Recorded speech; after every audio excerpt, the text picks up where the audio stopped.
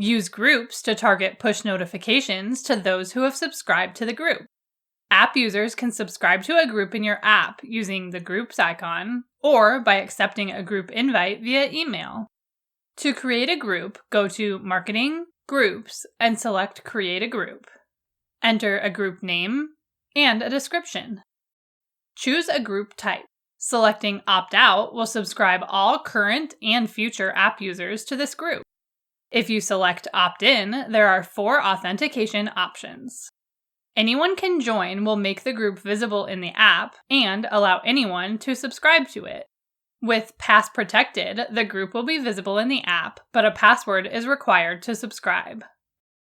Parent Portal Login Required allows users to subscribe to the group if they have logged into the Parent Portal in the app. Invite-only groups will not be visible in the app unless the app user has accepted an invite to the group. Choose whether or not to enable the group chat function in the app, and save the group. To manage members of a group, select the Manage Group Members icon.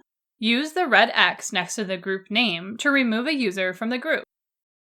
Select Add Members to send email invitations for invite-only groups, or to encourage users to subscribe to other opt-in groups.